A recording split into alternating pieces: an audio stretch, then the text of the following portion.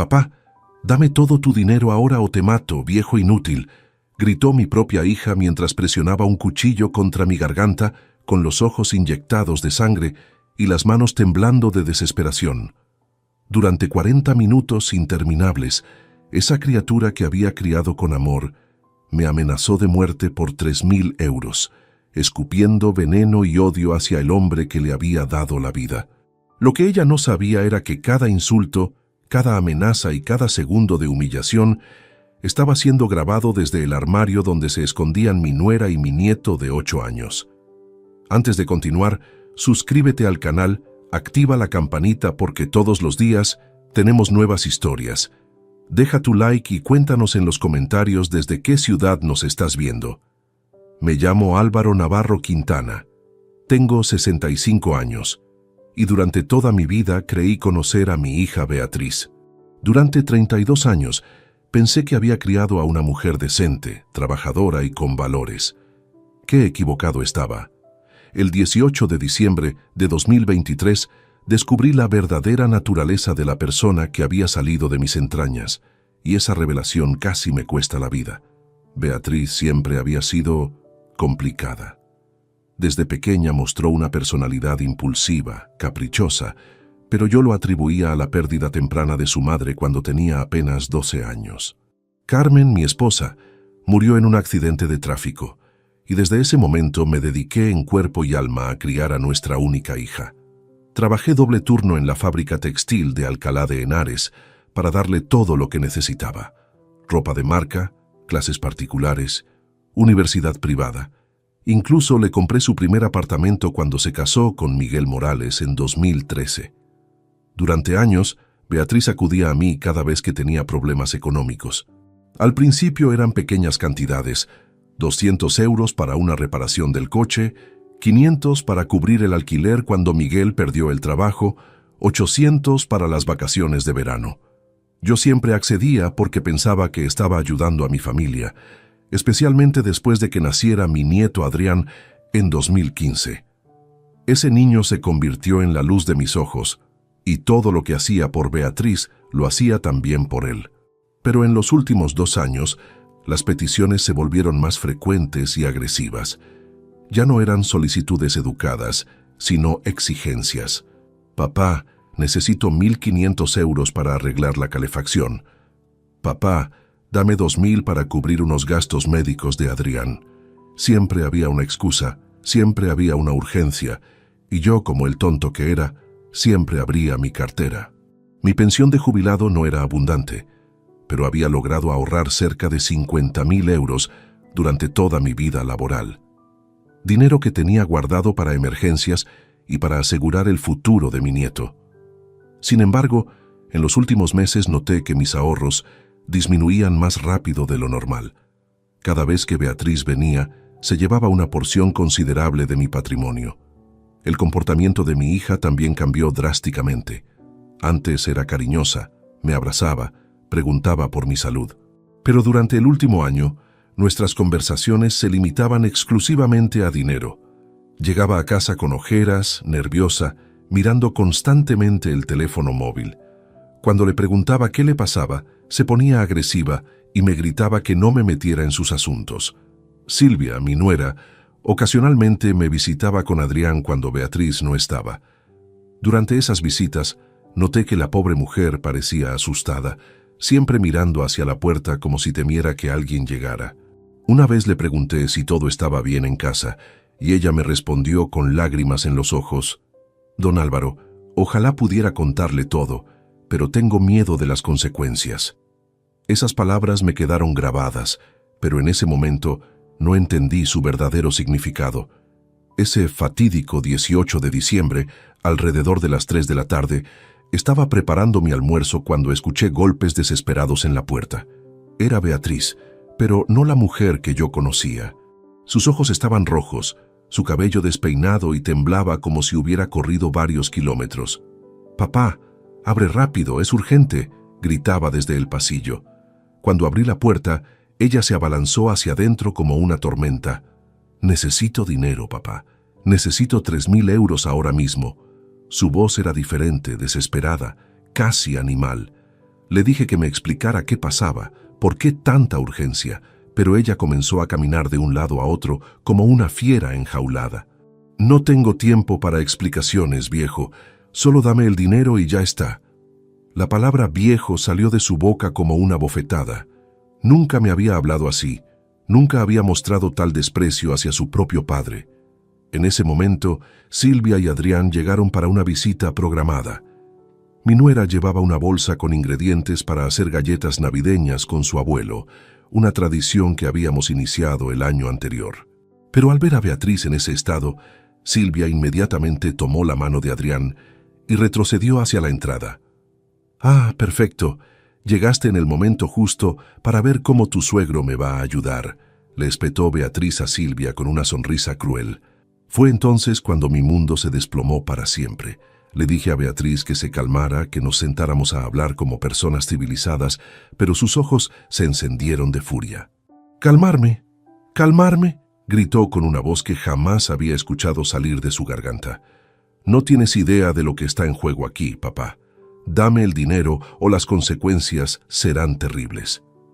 Silvia, asustada por el tono agresivo, intentó llevarse a Adrián hacia la salida, pero Beatriz la detuvo bruscamente. «No, no, no. Ustedes se quedan aquí. Van a ser testigos de cómo este hombre egoísta arruina a su propia familia por no soltar unos miserables euros». La tensión en el ambiente se volvió asfixiante. Mi nieto se aferró a la falda de su madre, claramente aterrorizado por el comportamiento de Beatriz. Yo intenté mantener la calma, hablándole con la voz más suave que pude encontrar. «Hija, por favor, explícame qué ha pasado. Si realmente necesitas ayuda, podemos encontrar una solución juntos». Esas palabras fueron como echar gasolina al fuego.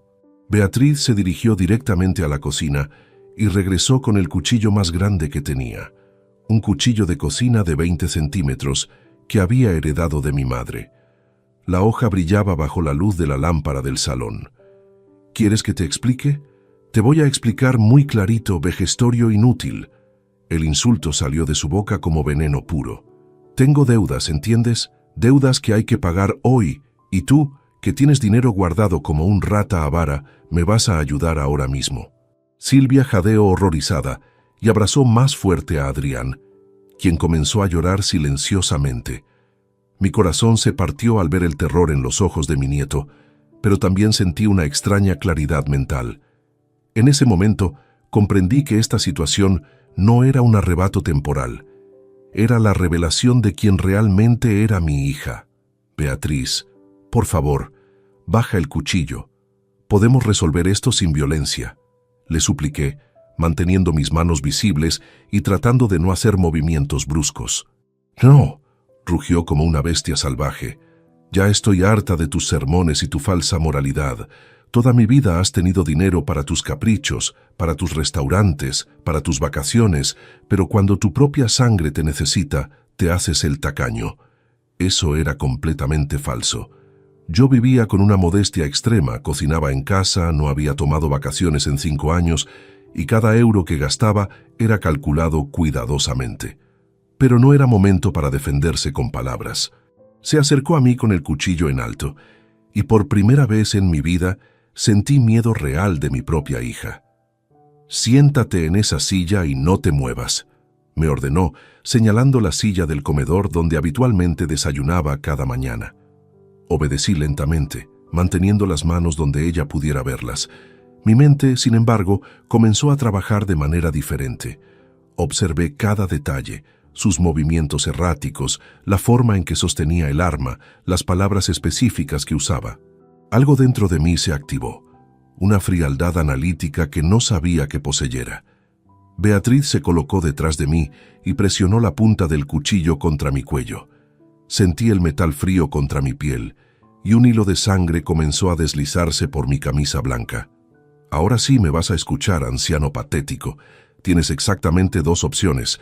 Me das los 3.000 euros que necesito, o esta tarde será la última de tu miserable existencia».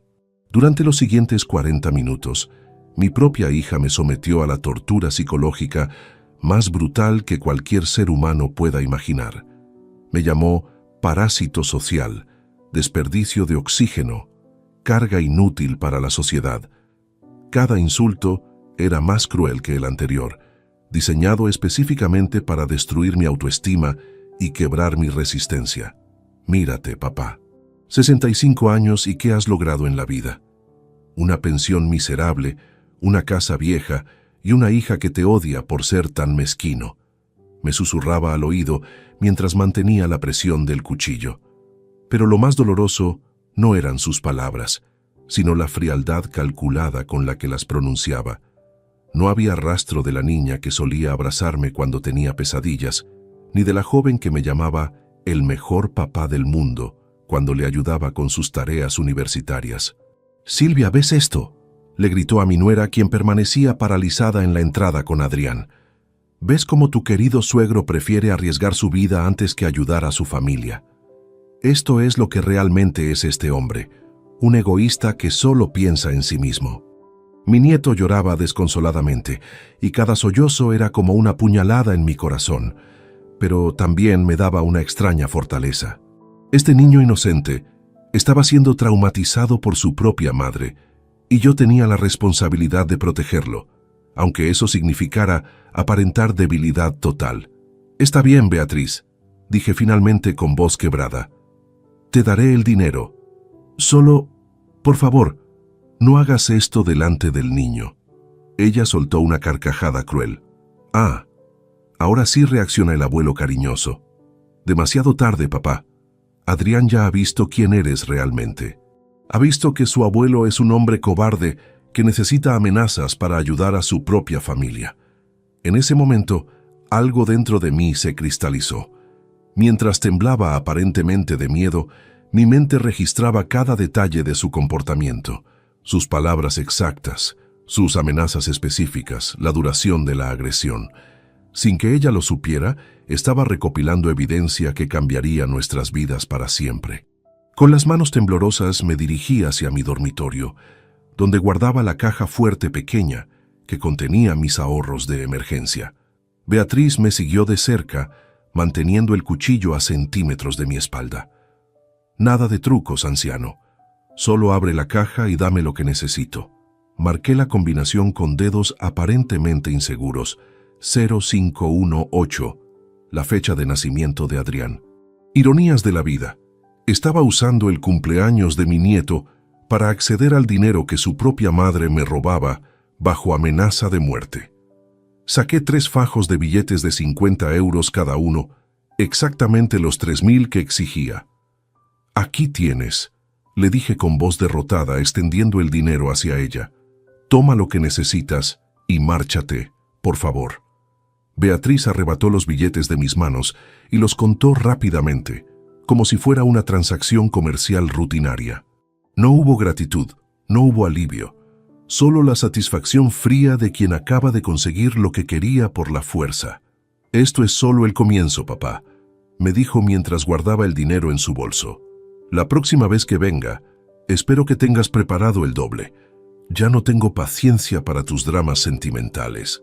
Sin una palabra más, sin una disculpa, sin siquiera mirar a su hijo que seguía llorando en brazos de Silvia, Beatriz guardó el cuchillo en su bolso y salió de mi casa dando un portazo que hizo temblar las ventanas. El silencio que siguió fue ensordecedor. Durante varios minutos, ninguno de los 3 que quedamos en la casa fuimos capaces de pronunciar una sola palabra. Adrián sollozaba suavemente contra el pecho de su madre, mientras Silvia me miraba con una mezcla de horror y compasión que jamás olvidaré. Finalmente, mi nuera se acercó a mí con pasos vacilantes. «Don Álvaro, ¿está usted herido? Hay sangre en su camisa». Toqué mi cuello donde había sentido la punta del cuchillo y efectivamente había una pequeña herida que sangraba ligeramente. «Es solo un rasguño», mentí, aunque por dentro sentía como si me hubieran atravesado el corazón con 1000 dagas. «Mamá es mala», murmuró Adrián entre hipos. ¿Por qué mamá quería lastimar al abuelo? Esas palabras inocentes de mi nieto fueron el catalizador que necesitaba para salir del shock. Me acerqué a él y lo abracé con toda la ternura que me quedaba en el cuerpo. «No te preocupes, pequeño. A veces los adultos hacemos cosas que no entendemos ni nosotros mismos.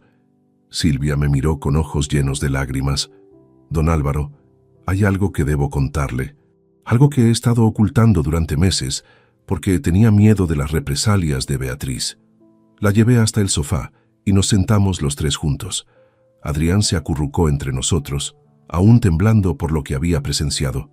«Cuéntame, hija», le dije, usando el apelativo cariñoso que siempre usaba con ella. «Beatriz tiene un problema serio con el juego online», comenzó Silvia con voz entrecortada. «Durante los últimos 2 años ha estado apostando cantidades enormes en casinos virtuales. Al principio ganaba algo de dinero, y pensamos que era solo entretenimiento, pero luego comenzó a perder sistemáticamente. Mis sospechas sobre el comportamiento errático de mi hija comenzaron a tomar forma. «¿Cuánto ha perdido?», pregunté, aunque intuía que la respuesta sería devastadora. «Más de 15.000 euros, don Álvaro. Ha empeñado joyas, vendido electrodomésticos, incluso ha vendido algunos de los regalos que usted le dio en Navidades pasadas». Silvia hizo una pausa para limpiar las lágrimas de Adrián, y lo peor es que ha estado mintiendo sobre los gastos. Esos supuestos arreglos del coche, las facturas médicas de Adrián, las reparaciones de la calefacción, todo era falso. La revelación me golpeó como un martillo. Durante meses había estado financiando indirectamente la adicción de mi hija, creyendo que estaba ayudando a mi familia en momentos difíciles. «¿Por qué no me dijiste nada antes?», le pregunté sin ningún tono de reproche. «Porque me amenazó», respondió Silvia bajando la voz. «Me dijo que si alguna vez le contaba a usted sobre su problema, me quitaría a Adrián y nunca más lo volvería a ver. También amenazó con acusarme falsamente de maltrato infantil ante los servicios sociales». En ese momento, Adrián levantó la cabeza y habló con una vocecita apenas audible. «Mamá, yo tengo algo en el teléfono de mamá». Silvia lo miró confundida. «¿Qué tienes, mi amor?». El niño señaló hacia el bolso de su madre, que había quedado olvidado junto a la entrada cuando nos escondimos durante la agresión. Cuando mamá gritaba al abuelo, yo tenía miedo y apreté el botón rojo del teléfono de mamá. Mi corazón se detuvo. Silvia corrió hacia su bolso y sacó su teléfono móvil. En la pantalla, aún activa, estaba la aplicación de grabación de video. El contador mostraba 15 minutos y 32 segundos de grabación. «Dios mío», susurró Silvia. «Adrián, sin darse cuenta, ha grabado parte de la agresión». Tomé el teléfono con manos temblorosas y reproduje los últimos minutos del archivo. La calidad no era perfecta porque el teléfono había estado dentro del bolso, pero el audio era cristalino. Se escuchaba perfectamente la voz de Beatriz amenazándome de muerte, insultándome, exigiendo el dinero bajo coacción. «Dame el dinero o las consecuencias serán terribles», resonaba la voz de mi hija desde el altavoz del teléfono. «Esta tarde será la última de tu miserable existencia». Silvia se tapó la boca horrorizada. «Don Álvaro, esto es evidencia de extorsión y amenazas graves. Con esto podemos demostrar lo que realmente pasó aquí». Miré a mi nieto, que nos observaba con ojos grandes e inocentes, sin comprender completamente la magnitud de lo que había hecho. Sin saberlo, este niño de 8 años acababa de proporcionarme el arma más poderosa que podría tener contra la persona que me había dado la vida. «Adrián», le dije con voz suave pero seria, «¿entiendes lo que significa esta grabación?». Él negó con la cabeza, pero luego añadió, «¿Va a ayudar al abuelo para que mamá no sea mala otra vez?». En ese momento supe exactamente lo que tenía que hacer. La humillación, el dolor, las amenazas, todo eso se transformó en una determinación fría y calculada. Mi hija había cruzado una línea que jamás debería haber cruzado, y ahora tendría que enfrentar las consecuencias de sus actos. Pero más importante aún, tenía que proteger a Adrián y a Silvia de futuros episodios de violencia. Esta grabación no era solo evidencia de un crimen, era la llave para liberar a mi familia del terror que Beatriz había estado sembrando durante años. Esa noche apenas pude conciliar el sueño.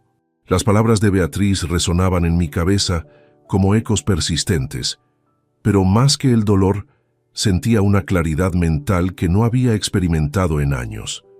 Durante décadas había sido un hombre reactivo, siempre respondiendo a las demandas de otros, siempre cediendo ante las presiones familiares.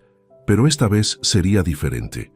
Al amanecer del 21 de diciembre, 3 días después del incidente, tomé una decisión que cambiaría el curso de nuestras vidas para siempre.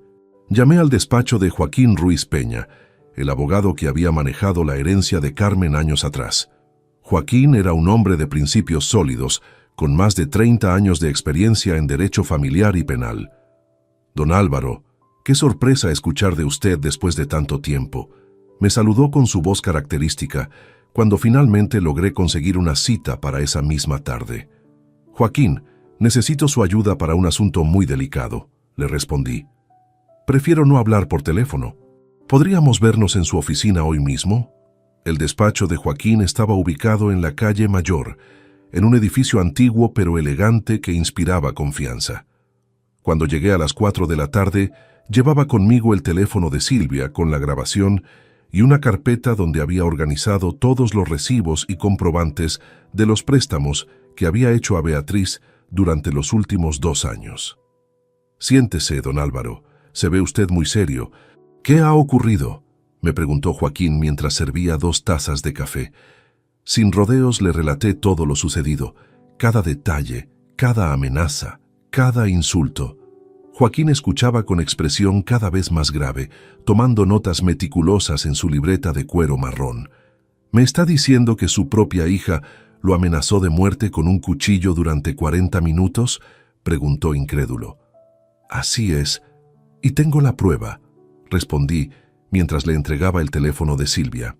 Joaquín reprodujo la grabación completa, y durante los 15 minutos que duró el audio, su expresión pasó del escepticismo al horror absoluto.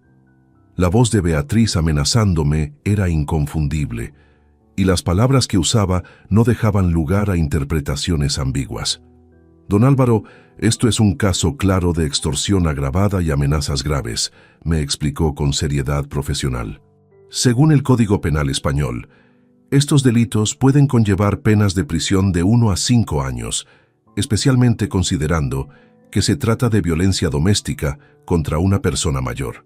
Mientras hablaba, Joaquín revisaba los comprobantes financieros que había traído. Además, veo un patrón sistemático de manipulación económica. Estos recibos muestran que durante los últimos 24 meses usted ha transferido a su hija más de 18.000 euros bajo pretextos falsos. La cifra me impactó. No había calculado el total acumulado, pero verlo escrito en el análisis de Joaquín me hizo comprender la magnitud del abuso al que había sido sometido. ¿Qué opciones tengo?, le pregunté. Legalmente, puede presentar una denuncia formal por extorsión y amenazas. Con esta grabación y el testimonio de su nuera, tenemos un caso sólido, me explicó Joaquín.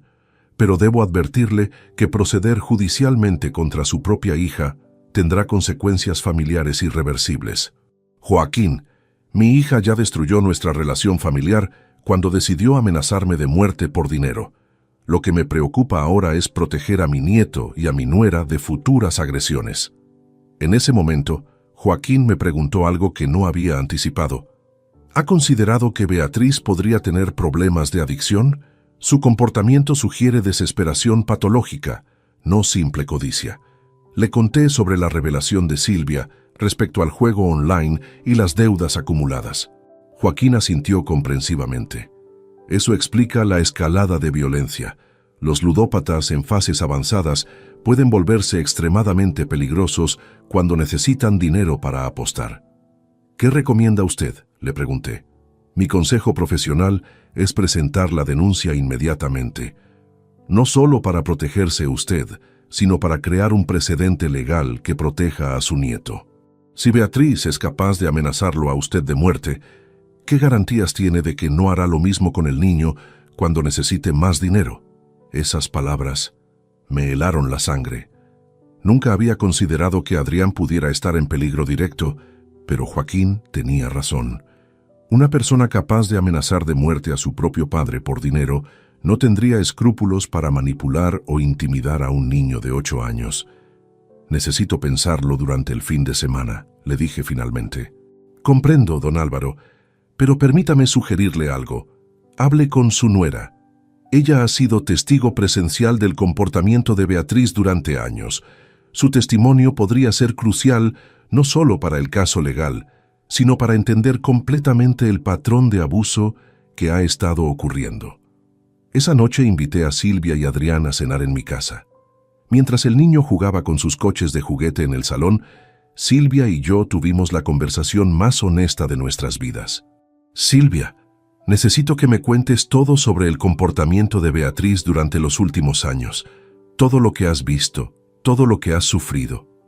Mi nuera suspiró profundamente. Don Álvaro, usted no tiene idea de lo que hemos vivido en casa. Beatriz se levanta a las 3 de la madrugada para apostar online, grita al teléfono con personas que le reclaman dinero. Ha vendido la bicicleta de Adrián, sus juguetes, incluso ropa que usted le había regalado. ¿Te ha amenazado físicamente?, le pregunté. Varias veces. Una vez me empujó contra la pared porque le dije que tenía que buscar ayuda profesional para su problema. Otra vez rompió platos contra la pared porque le negué acceso a mi cuenta bancaria. Cada revelación era como un puñal en mi corazón. Mi hija no solo me había abusado a mí, había convertido su hogar en un infierno para su propia familia. ¿Por qué no me dijiste nada antes?, le pregunté con ternura. Porque tenía miedo, don Álvaro. Miedo de que me quitara a Adrián, miedo de quedarme sola, miedo de no tener recursos para mantener a mi hijo. Las lágrimas corrían por sus mejillas. Pero después de lo que pasó el otro día, me di cuenta de que quedarnos callados es más peligroso que enfrentarla. En ese momento supe que no tenía alternativa. No se trataba solo de mi dignidad personal. Se trataba de proteger a 2 personas inocentes de una mujer que había perdido completamente el control de su vida y de sus acciones. Durante las siguientes 2 semanas, me convertí en un detective de mi propia familia. Cada mañana, después de desayunar, comenzaba una investigación meticulosa sobre las actividades de Beatriz, que había ignorado durante años por confianza ciega de padre. Silvia se convirtió en mi aliada incondicional en esta búsqueda de la verdad.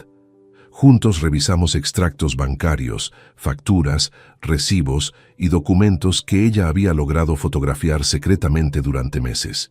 La imagen que emergía era devastadora. «Mire esto, don Álvaro», me dijo Silvia una tarde del 27 de diciembre, mostrándome la pantalla de su teléfono. Encontré capturas de pantalla que Beatriz había guardado accidentalmente en la nube familiar. Son de una plataforma de apuestas llamada Casino Real Madrid Online.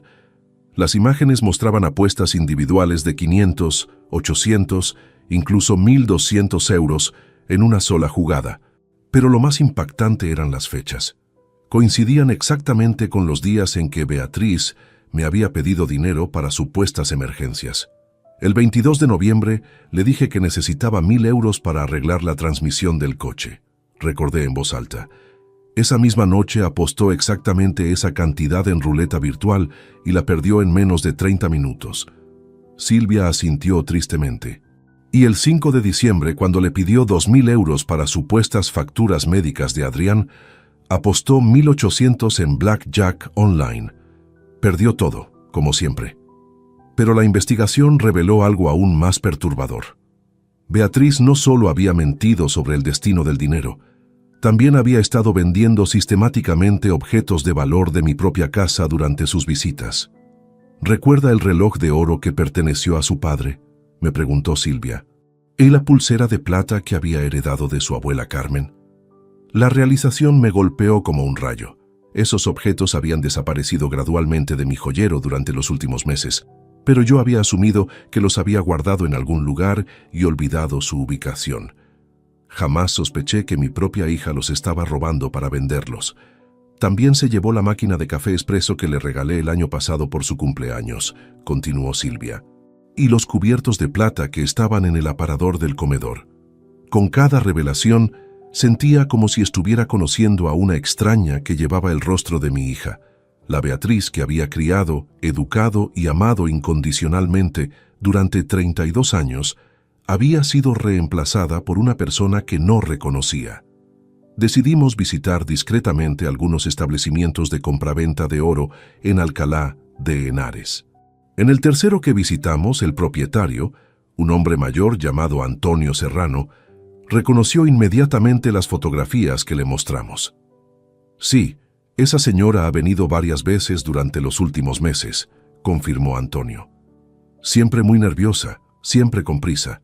Vendió un reloj Omega de oro por 400 euros, aunque valía al menos 800. También unos cubiertos antiguos de plata por 250 euros. ¿Conserva usted las facturas de esas transacciones?, le preguntó Silvia. Por supuesto, la ley nos obliga a mantener registros detallados. Antonio desapareció en la trastienda y regresó con una carpeta llena de documentos. Aquí están. Beatriz Navarro Morales.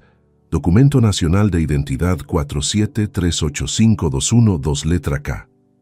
Tener esos documentos en mis manos fue como recibir una bofetada de realidad. Mi hija no solo me había mentido y robado, había cometido hurto en mi propia casa durante meses, aprovechando mi confianza absoluta para financiar su adicción destructiva. Pero la investigación no terminó ahí. Silvia había estado documentando secretamente otros comportamientos preocupantes de Beatriz que yo desconocía completamente. Don Álvaro, hay algo más que debe saber, me dijo una tarde mientras Adrián dormía la siesta. Beatriz ha estado contactando a otros familiares pidiendo dinero prestado, usando su nombre como aval.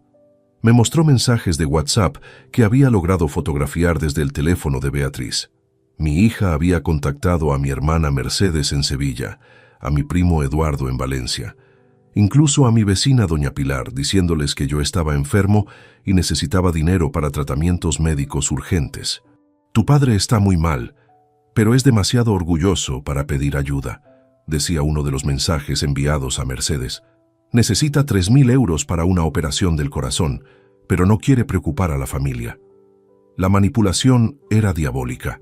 Beatriz estaba usando mi reputación y el amor que mi familia sentía por mí para estafar dinero que después perdía apostando online. ¿Alguien le envió dinero?, pregunté con el corazón encogido.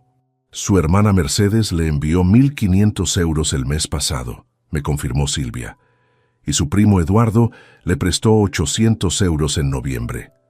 Eso significaba que Beatriz había estafado al menos 2.300 euros adicionales a mi propia familia, usando mi supuesta enfermedad como pretexto. El nivel de traición era inconcebible. Esa misma tarde llamé a Mercedes para explicarle la situación real. Mi hermana se quedó en silencio durante varios minutos, después de escuchar toda la historia. Álvaro, no puedo creerlo, me dijo finalmente con voz quebrada. Esa niña me partió el corazón con sus mensajes sobre tu salud. Estuve a punto de viajar a Madrid para cuidarte. Mercedes, lamento profundamente que Beatriz te haya engañado de esa manera. No te disculpes, hermano, tú eres la víctima aquí, pero necesitas hacer algo drástico antes de que la situación empeore. Tenía razón. La evidencia acumulada durante esas 2 semanas de investigación pintaba el retrato de una mujer completamente fuera de control, capaz de cualquier engaño o manipulación para obtener dinero para apostar. Pero lo más alarmante era la progresión de su comportamiento. Había comenzado con mentiras simples sobre gastos domésticos, luego había escalado a hurtos en mi casa, después a estafas familiares y finalmente había llegado a amenazarme de muerte con un arma. Silvia, le dije esa noche, necesito que entiendas algo muy importante. Lo que vamos a hacer a partir de ahora no es venganza contra Beatriz, es protección para nosotros y especialmente para Adrián. Ella asintió comprensivamente. Don Álvaro, he tomado mi decisión. Estoy dispuesta a testificar sobre todo lo que he visto y vivido. Mi hijo no puede crecer en un ambiente de violencia y mentiras. En ese momento, supe que había llegado el momento de actuar. Tenía suficiente evidencia para demostrar un patrón sistemático de abuso, manipulación y escalada de violencia. Pero más importante aún, tenía la certeza moral de que estaba haciendo lo correcto para proteger a las personas inocentes en esta situación. El 3 de enero de 2024 tomé la decisión más difícil de mi vida como padre, pero también la más necesaria. Me dirigí al Banco Santander de la Plaza Mayor, acompañado por Joaquín Ruiz Peña, llevando conmigo toda la documentación legal requerida para realizar cambios fundamentales en mi patrimonio. Buenos días, don Álvaro. Me saludó Patricia Jiménez, la directora de la sucursal que conocía mis finanzas desde hacía más de 15 años. ¿En qué podemos ayudarle hoy? Patricia, necesito hacer modificaciones importantes en mi testamento y en las autorizaciones de acceso a mis cuentas. Le expliqué con voz firme pero serena. Durante los siguientes 90 minutos, procederí a desmantelar sistemáticamente todos los privilegios financieros que había otorgado a Beatriz a lo largo de los años. Cancelé su autorización para acceder a mi cuenta de ahorros, eliminé su nombre como beneficiaria de mi póliza de seguro de vida y revoqué el poder notarial que le había concedido para gestionar mis asuntos en caso de emergencia. Don Álvaro, estos cambios son bastante drásticos, comentó Patricia con preocupación profesional. ¿Está seguro de que desea proceder? Completamente seguro, respondí sin vacilación. Mi abogado le explicará los motivos legales si es necesario. Joaquín intervino discretamente. Señora Jiménez, estamos procediendo bajo recomendación legal debido a circunstancias familiares complejas que requieren protección patrimonial. El paso más significativo fue la modificación completa de mi testamento. Beatriz, que hasta ese momento era la heredera universal de todos mis bienes, fue completamente eliminada del documento. En su lugar, establecí un fideicomiso irrevocable que designaba a Adrián como único beneficiario, con Silvia como tutora legal hasta que el niño cumpliera 18 años. Quiero asegurarme de que mi nieto tenga acceso a educación universitaria, atención médica de calidad y una vivienda digna cuando alcance la mayoría de edad, le expliqué al notario, Roberto Vázquez Torres, que se encargaba de formalizar los cambios. «Don Álvaro, ¿comprende usted que estos cambios son irreversibles?», me preguntó el notario. «Una vez firmados estos documentos, su hija no tendrá ningún derecho legal sobre su herencia». «Lo comprendo perfectamente y esa es exactamente mi intención», respondí con una calma que me sorprendió a mí mismo.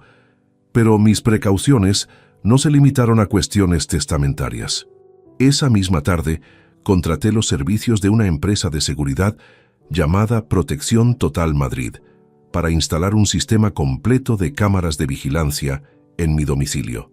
Necesito cámaras en la entrada principal, en el salón, en la cocina y en el pasillo que conduce a los dormitorios. Les expliqué a los técnicos dirigidos por un hombre llamado Francisco Moreno. ¿Ha tenido problemas de seguridad en el barrio, don Álvaro?, me preguntó Francisco mientras examinaba las ubicaciones óptimas para los dispositivos. Digamos que he tenido visitantes problemáticos y quiero estar preparado para futuras situaciones. Respondí sin entrar en detalles específicos. El sistema incluía grabación continua con almacenamiento en la nube durante 30 días. Notificaciones inmediatas a mi teléfono móvil ante cualquier movimiento detectado y la posibilidad de monitorear las imágenes en tiempo real desde cualquier ubicación. También cambié todas las cerraduras de mi casa. El cerrajero Ramón Castillo instaló cerraduras de alta seguridad con códigos digitales que solo Silvia y yo conocíamos. Estas cerraduras son prácticamente imposibles de forzar, me explicó Ramón. Además, quedan registros electrónicos de cada vez que se abren, con fecha y hora exactas. Mientras realizaba estos preparativos, Silvia se encargaba de documentar discretamente todos los objetos de valor que permanecían en mi casa. Creamos un inventario fotográfico completo, desde los cuadros en las paredes hasta los libros en la biblioteca, pasando por todos los electrodomésticos y muebles antiguos. Si Beatriz intenta llevarse algo más, tendremos evidencia fotográfica con fechas exactas de cuándo desapareció, me explicó Silvia mientras organizaba las imágenes en carpetas digitales. También transferí la custodia de mis documentos más importantes a una caja de seguridad en el banco. Escrituras de propiedad, certificados de depósito, pólizas de seguro y copias certificadas del Nuevo Testamento quedaron fuera del alcance de cualquier manipulación externa. Don Álvaro, usted está creando una fortaleza legal y física, observó Joaquín durante una de nuestras reuniones. Cuando Beatriz descubra estos cambios, probablemente reaccionará de manera muy agresiva. Por eso estoy tomando estas precauciones, le respondí. Ya no voy a ser víctima de sus manipulaciones o amenazas. La próxima vez que venga a mi casa, será ella quien se encuentre en desventaja. El elemento final de mi estrategia fue informar discretamente a mis vecinos más cercanos sobre la situación. Hablé con doña Carmen Ruiz, que vivía en el apartamento de al lado, y con don Rafael Sánchez, que residía justo enfrente. «Carmen, necesito pedirle un favor», le dije una tarde mientras tomábamos café en su balcón. «Si escucha gritos o ruidos violentos provenientes de mi casa, por favor llame inmediatamente a la policía». «¿Está usted en peligro, don Álvaro?», me preguntó con genuina preocupación. «Tengo razones para creer que podría recibir visitas agresivas en un futuro cercano», le expliqué sin mencionar que se trataba de mi propia hija. Carmen, una mujer de 70 años con experiencia de vida, entendió inmediatamente la gravedad de la situación. «Puede contar conmigo, don Álvaro. Estaré atenta». Durante la segunda semana de enero, completé todos los preparativos. Mi casa se había transformado en una fortaleza tecnológica y legal, pero más importante aún, mi mente había alcanzado una claridad y determinación que no había sentido en décadas. «Silvia», le dije una noche mientras revisábamos todos los documentos organizados en carpetas, «quiero que entiendas algo muy importante. Todo esto no es para castigar a Beatriz por ser quien es para protegernos de las consecuencias de sus decisiones». «Lo entiendo perfectamente, don Álvaro», me respondió con una sonrisa triste. «Por primera vez en años, siento que Adrián y yo estamos verdaderamente protegidos».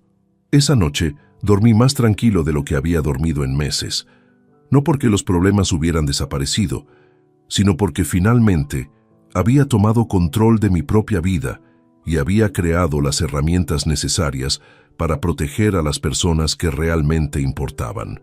La tormenta se acercaba, pero esta vez estaría preparado para enfrentarla. No tuve que esperar mucho tiempo. El 15 de enero, exactamente 2 días después de completar mis preparativos de seguridad, Beatriz descubrió que ya no podía acceder a mi cuenta bancaria. Según me contó Patricia Jiménez por teléfono, mi hija había intentado retirar dinero usando su antigua autorización y el sistema la había rechazado automáticamente. «Don Álvaro, su hija estuvo en la sucursal durante 20 minutos gritando que había un error del sistema», me informó Patricia. «Tuvimos que llamar al responsable de seguridad para que la acompañara hasta la salida». Esa misma tarde, alrededor de las 6:30, mi teléfono móvil comenzó a vibrar con notificaciones del sistema de seguridad. Las cámaras habían detectado movimiento en la entrada del edificio. A través de la aplicación, pude ver perfectamente a Beatriz subiendo las escaleras con pasos furiosos, el rostro congestionado de rabia. Me senté cómodamente en mi sillón favorito, el mismo donde solía leer el periódico cada mañana, y observé a través de la pantalla cómo mi hija llegaba hasta mi puerta. Esta vez no había desesperación en sus movimientos, había pura furia calculada. Los golpes comenzaron inmediatamente. No eran los golpes suplicantes de alguien que pide ayuda, sino los puñetazos violentos de alguien que exige lo que considera suyo por derecho. «Papá, abre esta puerta ahora mismo», gritaba desde el pasillo. «Sé que estás ahí dentro. He visto tu coche en el aparcamiento». Permanecí en silencio, grabando cada palabra a través del sistema de audio de las cámaras. Mi tranquilidad contrastaba dramáticamente con su agitación creciente. «No sé qué clase de juego te traes, pero esto se va a terminar ahora», continuó gritando. «Vas a desbloquear mi acceso al banco inmediatamente o vas a lamentarlo». Durante los siguientes 30 minutos, Beatriz desplegó un repertorio completo de amenazas, súplicas manipuladoras y chantajes emocionales. Alternaba entre llamarme papá querido, cuando intentaba apelar a mis sentimientos, y viejo egoísta, cuando la frustración la dominaba. «Piensa en tu nieto, papá. Adrián necesita que su abuelo ayude a su familia. ¿Cómo puedes ser tan cruel con tu propia sangre?», gritaba con voz entrecortada, fingiendo lágrimas que no existían. Pero yo conocía perfectamente esa actuación. Durante años había caído en esas manipulaciones emocionales, pero ahora las observaba con la frialdad de un científico estudiando el comportamiento de un espécimen. Cuando se dio cuenta de que las súplicas no funcionaban, Beatriz cambió de táctica. Comenzó a patear la puerta con tanta violencia que los marcos temblaron. El ruido era ensordecedor, y sabía que todos los vecinos del piso podían escucharla perfectamente. «Sé que me estás oyendo, maldito tacaño», rugía mientras golpeaba la puerta con lo que parecían ser sus puños y sus pies simultáneamente. «Toda mi vida te he respetado y cuidado, y así es como me pagas». La ironía de esas palabras era casi cómica. Acababa de descubrir evidencias de que me había robado, estafado a mi familia y amenazado de muerte, pero ella seguía interpretando el papel de hija devota incomprendida. Aproximadamente a los 40 minutos de este espectáculo, escuché un sonido diferente. Beatriz había comenzado a manipular la cerradura, probablemente con alguna herramienta improvisada que había traído consigo. «Si no quieres abrirme por las buenas, entraré por las malas», murmuró entre dientes, lo suficientemente alto como para que las cámaras captaran sus palabras. «Esta es mi casa también. He invertido años de mi vida cuidando a este viejo maníaco y no voy a permitir que me deje sin nada». En ese momento supe que había llegado el momento de actuar. Tomé mi teléfono y marqué el número de emergencias de la Policía Nacional. «Buenas tardes, Policía Nacional. ¿Cuál es su emergencia?», respondió una voz femenina profesional. «Mi nombre es Álvaro Navarro Quintana. Vivo en la calle Cervantes número 15, apartamento 4A. Hay una persona intentando forzar mi puerta de entrada y profiriendo amenazas graves contra mi integridad física», expliqué con voz calmada pero firme. «¿Conoce usted a la persona que está intentando entrar?», me preguntó la operadora. Esa pregunta me desgarró el corazón, pero respondí con honestidad total: «Sí, es mi hija, pero eso no cambia el hecho de que está cometiendo un delito de allanamiento y amenazas». «Entendido, señor. Tenemos una patrulla en la zona que llegará en aproximadamente 10 minutos. ¿Se encuentra usted en lugar seguro?». «Sí, estoy dentro de mi apartamento con todas las cerraduras de seguridad activadas», confirmé. Durante esos 10 minutos de espera, Beatriz intensificó sus esfuerzos por forzar la entrada. Había conseguido algún tipo de palanca, posiblemente un destornillador, y estaba tratando de romper el mecanismo de la cerradura digital. «Cuando entre ahí vas a darme todo lo que me debes», gritaba mientras manipulaba desesperadamente la puerta. «Años manteniéndote, visitándote, soportando tus manías de viejo chocho, y ahora resulta que soy yo la mala de la película».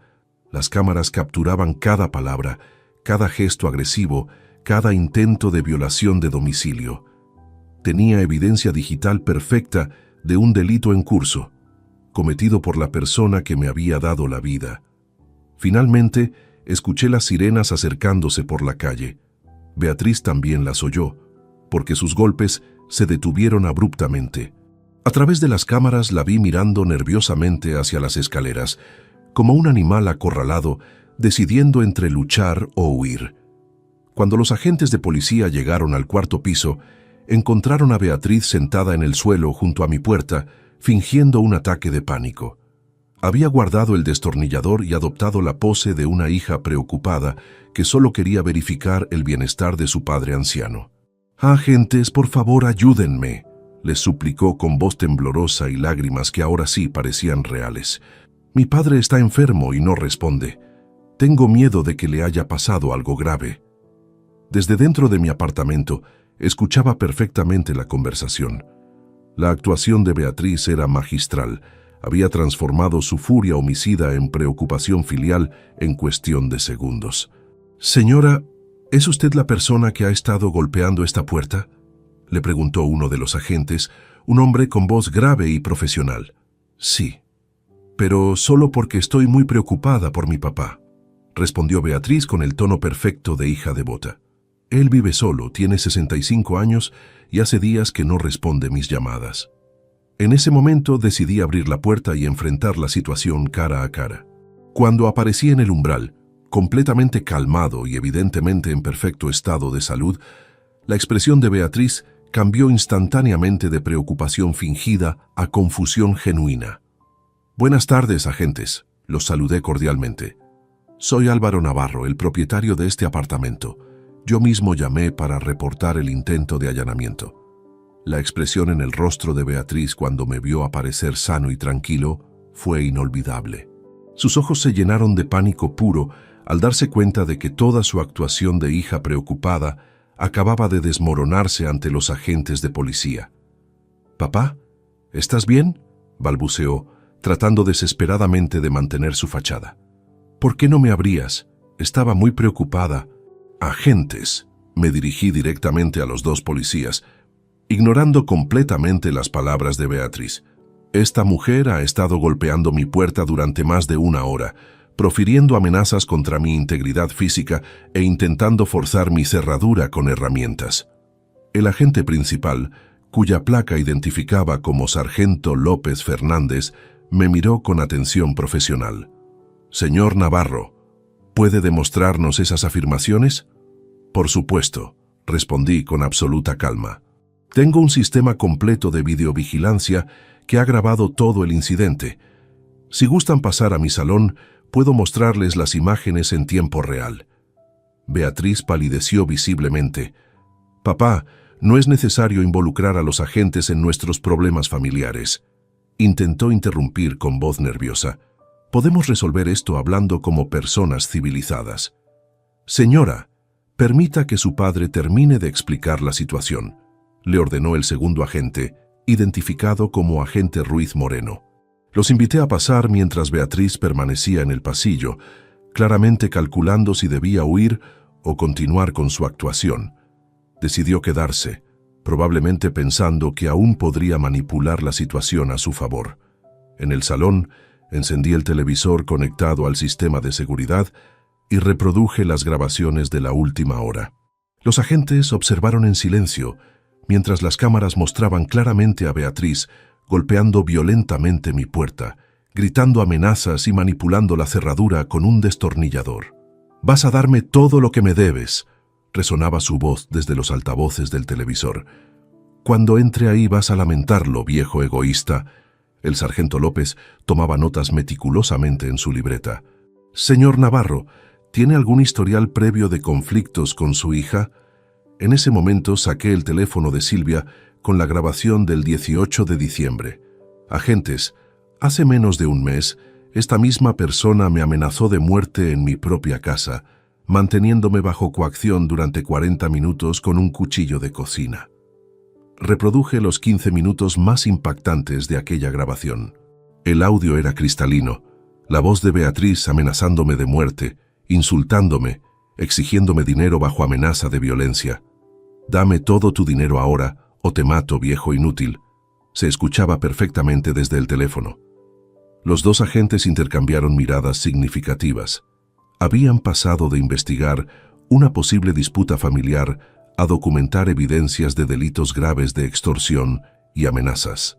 «Señor Navarro», me preguntó el agente Ruiz, «¿presentó denuncia formal por ese incidente anterior?».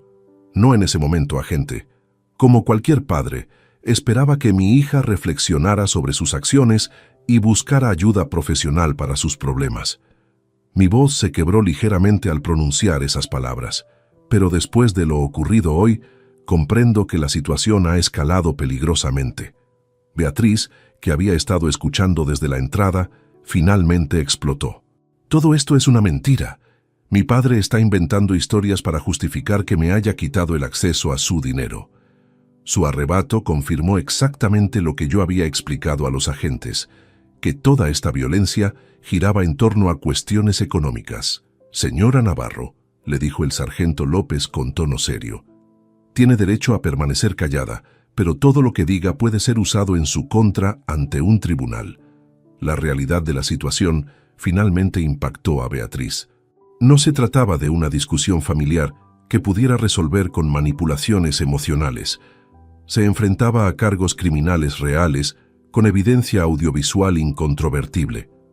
«No pueden arrestarme por preocuparme por mi padre», gritó histéricamente. «Soy su única hija. Todo lo que él tiene debería ser mío por derecho». Esas palabras sellaron su destino. Acababa de admitir ante 2 agentes de policía que consideraba tener derecho legal sobre mi patrimonio, validando exactamente los motivos económicos detrás de sus amenazas y agresiones. «Señora, está usted arrestada por intento de allanamiento, amenazas graves y en base a la evidencia audiovisual previa por extorsión agravada», le informó el sargento López mientras el agente Ruiz procedía a esposarla. En ese momento llegaron Silvia y Adrián, que habían venido para nuestra cena semanal de los lunes. Al ver a Beatriz esposada en el pasillo y a los agentes de policía en mi casa, Silvia inmediatamente comprendió que había llegado el momento de la confrontación final. «Don Álvaro, ¿está usted bien?», me preguntó Silvia, abrazando protectoramente a Adrián, quien observaba la escena con ojos enormes y asustados. «Estoy perfectamente, hija», le respondí. «Los agentes están documentando los incidentes que hemos estado registrando durante las últimas semanas». El sargento López se dirigió a Silvia. «Señora, ¿es usted familiar de los involucrados?». «Soy la nuera de don Álvaro y la esposa de Beatriz», respondió Silvia con voz firme. «Y tengo información relevante sobre el patrón de comportamiento violento de mi esposa hacia su padre y hacia nuestra familia». Beatriz la miró con odio puro.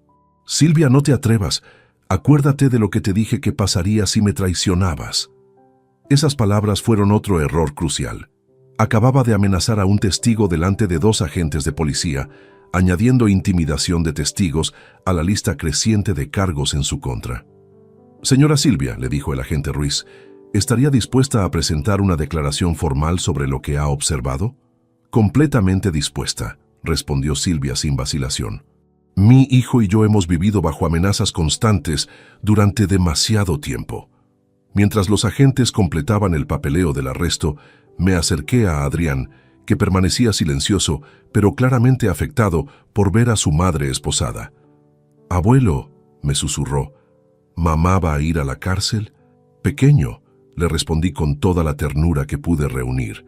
«A veces los adultos toman decisiones muy malas, y cuando eso pasa, tienen que enfrentar las consecuencias de esas decisiones. Lo importante es que tú estás seguro y protegido». Beatriz fue trasladada a la comisaría de Alcalá de Henares esa misma noche. Los cargos formales incluían extorsión agravada, amenazas graves con arma blanca, intento de allanamiento e intimidación de testigos. Cuando finalmente se cerró la puerta tras los agentes y mi hija esposada, el silencio en mi apartamento fue profundo pero diferente. No era el silencio pesado del miedo o la tensión, era la quietud serena que sigue después de que una tormenta devastadora finalmente pasa.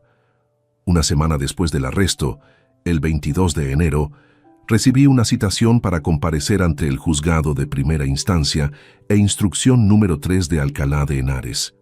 La jueza encargada del caso era la magistrada Elena Vidal Castañeda, una mujer de aproximadamente 50 años, con reputación de severidad, pero justicia imparcial. Joaquín me acompañó a la cita judicial, llevando consigo una maleta llena de documentos, grabaciones y evidencias que habíamos recopilado durante las últimas semanas. El edificio judicial era imponente, con sus columnas de mármol y pasillos que resonaban con el eco de pasos apresurados de abogados y funcionarios. «Don Álvaro», me explicó Joaquín mientras esperábamos en el pasillo, «hoy la magistrada evaluará si existe suficiente evidencia para proceder con el juicio formal. También considerará nuestra solicitud de medida de alejamiento y protección». Cuando nos llamaron a la sala, encontré a Beatriz sentada junto a un abogado de oficio, un hombre joven llamado Carlos Mendoza Villar, que parecía abrumado por la complejidad del caso. Mi hija evitaba mirarme directamente, manteniendo la vista fija en sus manos esposadas. «Señor Navarro», me dirigió la magistrada con voz clara y autorizada, «ha presentado cargos muy graves contra su hija. ¿Está completamente seguro de que desea proceder con esta acusación?». «Sí, señoría», respondí con voz firme. «No se trata de venganza personal, sino de proteger mi integridad física y la seguridad de mi nieto y mi nuera». La magistrada revisó meticulosamente toda la evidencia presentada. Las grabaciones del 18 de diciembre se reprodujeron completamente en la sala, y el impacto en todos los presentes fue visible. El audio de Beatriz amenazándome de muerte era incontrovertible. «Señora Beatriz Navarro», se dirigió la jueza a mi hija, «¿reconoce su voz en estas grabaciones?». Beatriz consultó nerviosamente con su abogado antes de responder. «Sí, señoría, pero estaba pasando por un momento muy difícil. Tenía problemas económicos graves y no sabía cómo resolverlos». ¿Considera usted que los problemas económicos justifican amenazar de muerte a su padre con un arma blanca?, preguntó la magistrada con tono severo. El silencio de Beatriz fue elocuente. Su abogado intentó intervenir. Señoría, mi clienta sufre de ludopatía severa, lo cual explica pero no justifica su comportamiento alterado. Fue entonces cuando Silvia fue llamada a declarar como testigo. Mi nuera había preparado meticulosamente su testimonio, documentando años de abusos y amenazas que yo desconocía completamente. Señoría, comenzó Silvia con voz temblorosa pero determinada, durante los últimos 3 años he vivido bajo constante intimidación por parte de Beatriz. Me amenazó con quitarme a mi hijo si alguna vez revelaba su adicción al juego o sus mentiras sobre el dinero. ¿Puede ser más específica sobre esas amenazas?, inquirió la magistrada. Me dijo textualmente que si alguna vez hablaba con don Álvaro sobre sus deudas, me acusaría falsamente de maltrato infantil ante los servicios sociales y haría que perdiera la custodia de Adrián para siempre. Silvia presentó capturas de pantalla de mensajes amenazantes, fotografías de objetos rotos durante berrinches de Beatriz y documentación de las mentiras sistemáticas sobre gastos familiares. También vendió juguetes y ropa de mi hijo sin permiso para obtener dinero para apostar, continuó Silvia. Cuando le pregunté por qué faltaban cosas de la habitación de Adrián, me empujó contra la pared y me dijo que me mantuviera callada si quería seguir viviendo en paz. El abogado de Beatriz intentó desacreditar el testimonio. Señoría, esta mujer está resentida porque mi clienta es la heredera legítima de los bienes de su suegro. Fue entonces cuando la magistrada reveló algo que cambió completamente el tono de la audiencia.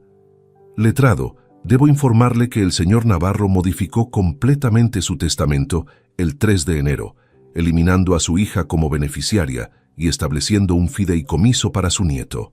La expresión de Beatriz se transformó en shock absoluto. Evidentemente, no tenía conocimiento de los cambios testamentarios y acababa de descubrir que había perdido su herencia completamente. «¡Eso es imposible!», gritó poniéndose de pie bruscamente. «Ese dinero es mío por derecho. He cuidado a ese hombre durante años». Su arrebato emocional confirmó exactamente lo que yo había argumentado, que toda la violencia estaba motivada por codicia económica, no por preocupación filial genuina. «Señora Navarro, controle su comportamiento o será retirada de la sala», le advirtió la magistrada firmemente. Joaquín aprovechó el momento para presentar la evidencia más contundente: las facturas de la casa de empeños donde Beatriz había vendido mis pertenencias robadas. Señoría, estos documentos demuestran que la acusada sistemáticamente hurtó objetos de valor de la casa de su padre para financiar su adicción al juego. Tenemos facturas por un valor total superior a 1.200 euros en objetos vendidos sin consentimiento. Antonio Serrano, el propietario de la casa de empeños, había sido citado como testigo y confirmó las transacciones. Sí, señoría. La señora Beatriz vendió un reloj Omega de oro, cubiertos de plata antiguos, y varias piezas de joyería durante los últimos 6 meses. Siempre parecía muy nerviosa y tenía prisa por completar las transacciones. La acumulación de evidencia era abrumadora: grabaciones de amenazas de muerte, documentación de hurtos sistemáticos, testimonios de intimidación familiar y evidencia de manipulación de parientes usando mi supuesta enfermedad como pretexto para estafas.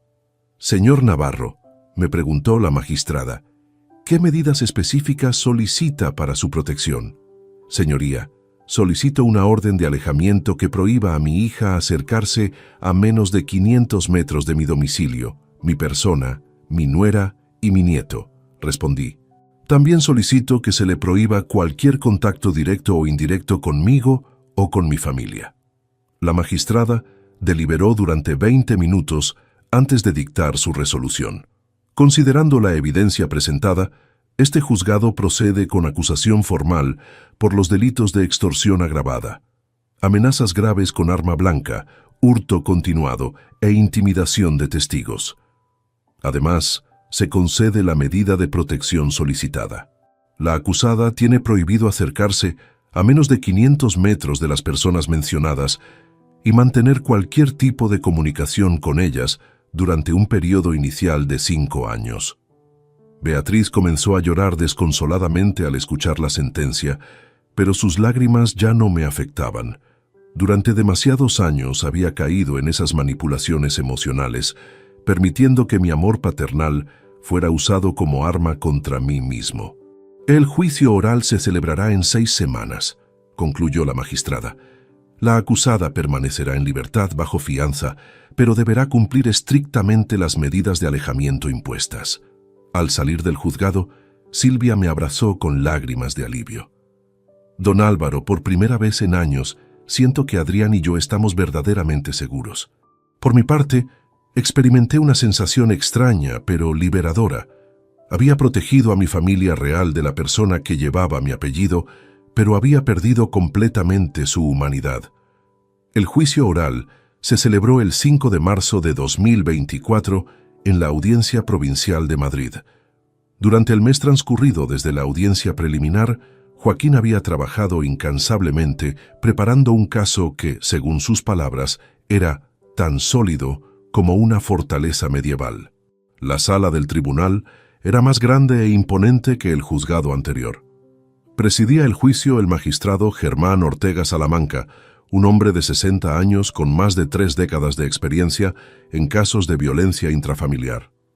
Lo acompañaban 2 jueces asociados, la doctora Carmen Delgado Ruiz y el doctor Miguel Santos Herrera. Beatriz había conseguido un nuevo abogado, Diego Ramírez Torres, un penalista con reputación de agresividad procesal. Había optado por una estrategia de defensa basada en alegar enfermedad mental temporal debido a su ludopatía, intentando reducir su responsabilidad criminal.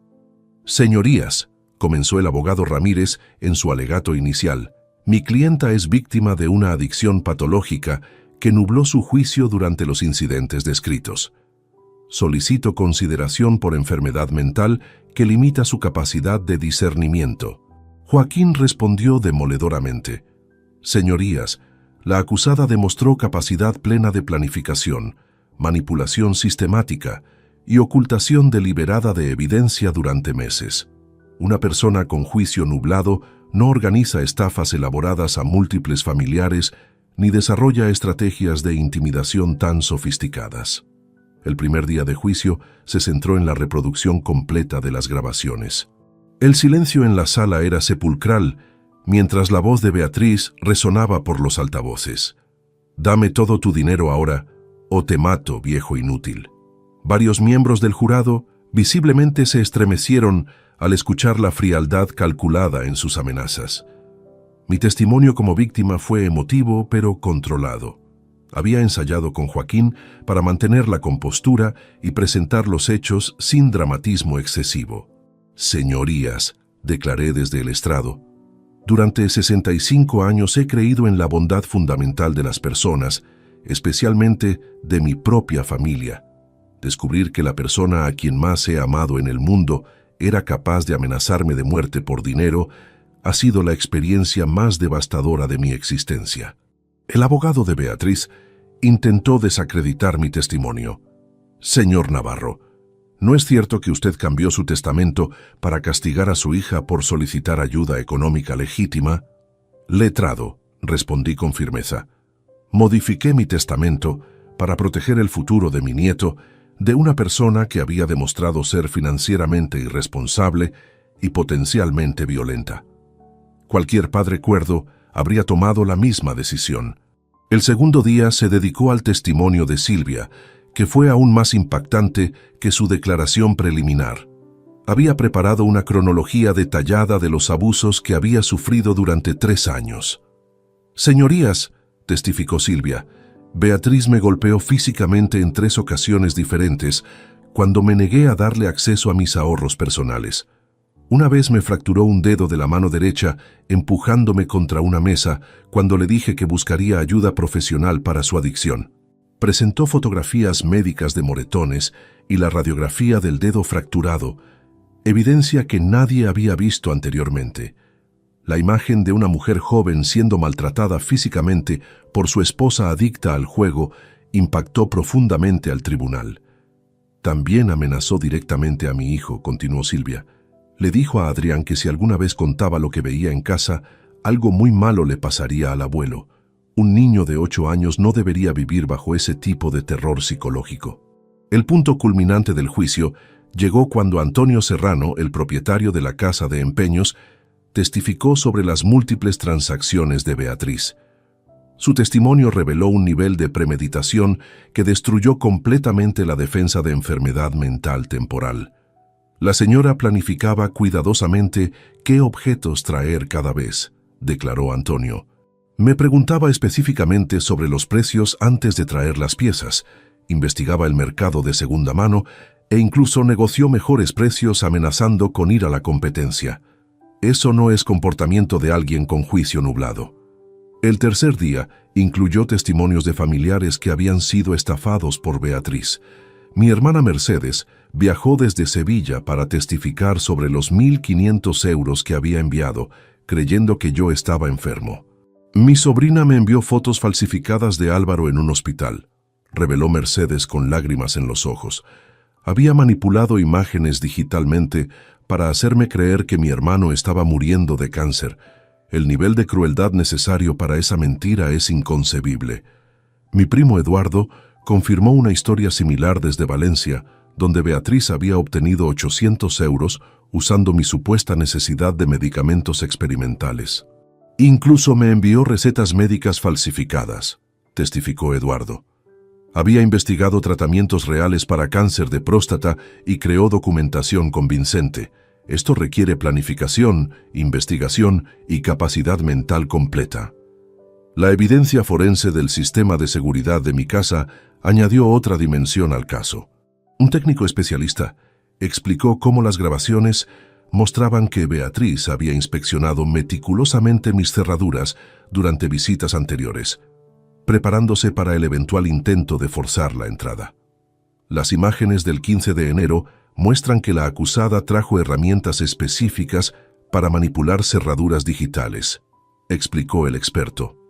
Había estudiado el modelo exacto de mi sistema de seguridad y llevó el destornillador preciso necesario para desmontarlo.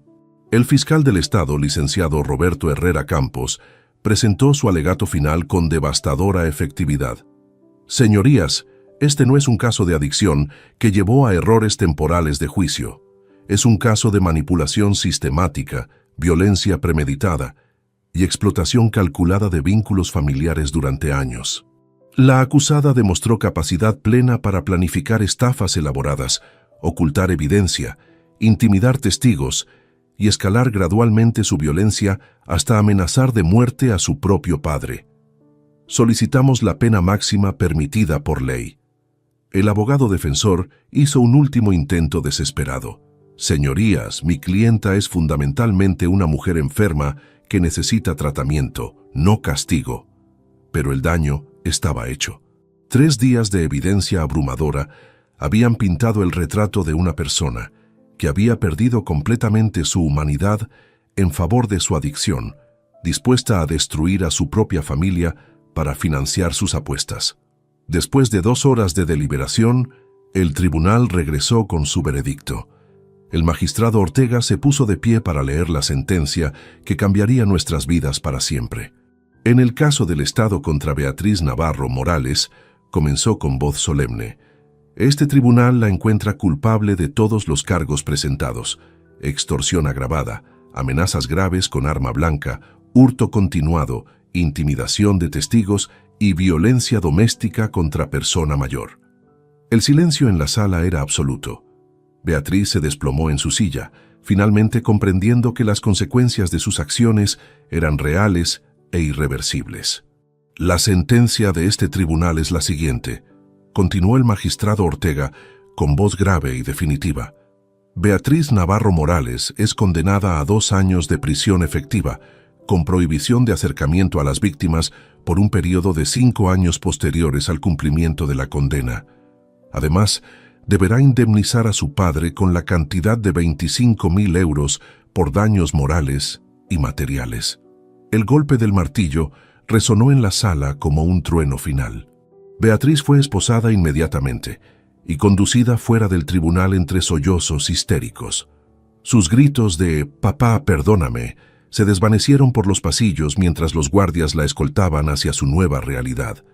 2 años después, en marzo de 2026, me encontraba en el jardín de mi nueva casa en las afueras de Alcalá de Henares, viendo jugar a Adrián con su bicicleta nueva. El niño había crecido significativamente, tanto físicamente como emocionalmente, durante estos años de paz y estabilidad. Silvia había florecido de manera extraordinaria. Sin la presión constante de las amenazas de Beatriz, había retomado sus estudios de enfermería y ahora trabajaba en el Hospital Universitario Príncipe de Asturias. Su sonrisa había regresado, y con ella una confianza que yo no había visto en años. «Don Álvaro», me dijo una tarde mientras preparábamos la cena juntos, ¿alguna vez se arrepiente de haber tomado todas esas decisiones difíciles? Reflexioné cuidadosamente antes de responder. Silvia, durante 65 años creí que ser buen padre significaba ceder siempre, perdonar todo y poner las necesidades de mi hija por encima de todo lo demás. Ahora comprendo que el verdadero amor paternal a veces requiere establecer límites duros para proteger a quienes realmente lo merecen. Habíamos utilizado el tiempo de manera productiva. Con ayuda de Joaquín, establecí el Fondo Educativo Adrián Navarro, una cuenta de fideicomiso que garantizaba la educación universitaria de mi nieto, atención médica de calidad y recursos para cualquier proyecto empresarial que decidiera emprender en el futuro. «Abuelo», me preguntó Adrián una noche mientras leíamos juntos, «¿cuándo va a regresar mamá?». Era la pregunta que había estado esperando durante meses. Me senté a su lado y le hablé con la honestidad que un niño de 10 años podía comprender. «Adrián, tu mamá tomó decisiones muy malas que lastimaron a muchas personas. A veces, cuando los adultos hacen cosas peligrosas, tienen que ir a lugares especiales para aprender a comportarse mejor». Hice una pausa, buscando las palabras correctas. «Lo importante es que tú estás rodeado de personas que te aman y te protegen». «¿Tú me vas a proteger siempre, abuelo?», me preguntó con esos ojos grandes e inocentes que me recordaban a mi Carmen. «Siempre, pequeño. Ese es mi trabajo más importante en este mundo». En abril de 2026, exactamente a los 2 años de su condena, Beatriz salió de la prisión de Alcalá Meco. Según me informó Joaquín, había completado un programa de rehabilitación para ludopatía y había mostrado aparente arrepentimiento durante su reclusión. Una semana después de su liberación, recibí una carta enviada a través del abogado de Beatriz. La abrí con manos temblorosas, aunque ya no sentía miedo, sino una profunda tristeza por todo lo que habíamos perdido como familia. «Papá», comenzaba la carta con letra que reconocí inmediatamente. «Sé que no tengo derecho a pedirte perdón después de todo lo que te hice. Durante estos 2 años en prisión, he reflexionado cada día sobre mis acciones y comprendo que destruí la relación más importante de mi vida por dinero que perdí apostando. He completado terapia para la ludopatía y entiendo ahora que mi enfermedad no justifica el dolor que te causé. No te escribo esperando que me perdones o que permitas que regrese a tu vida. Te escribo porque necesitabas saber que finalmente comprendo la magnitud de mi traición. Cuida a Adrián y a Silvia. Ellos tienen en ti al hombre que yo perdí cuando elegí las apuestas por encima de la familia. Te amaré siempre, aunque ya no tenga derecho a llamarte papá. Beatriz». Después de leer la carta 3 veces, la guardé en el cajón donde conservaba las pocas fotografías familiares que aún me traían recuerdos felices. No respondí, ni entonces ni nunca. Algunas heridas son demasiado profundas para sanar completamente. 3 meses después, en julio, Silvia me informó que Beatriz había intentado contactarla indirectamente a través de conocidos mutuos, buscando información sobre Adrián y sobre mí. Inmediatamente contacté a Joaquín, quien activó los protocolos legales para hacer cumplir la orden de alejamiento. «Don Álvaro», me explicó Joaquín, «Beatriz está violando técnicamente los términos de su libertad condicional al intentar obtener información sobre ustedes. Podríamos solicitar que regrese a prisión». «No, Joaquín», le respondí después de reflexionar. Ya hemos invertido suficiente energía en esa situación. Simplemente asegurémonos de que entienda que los límites siguen siendo absolutos.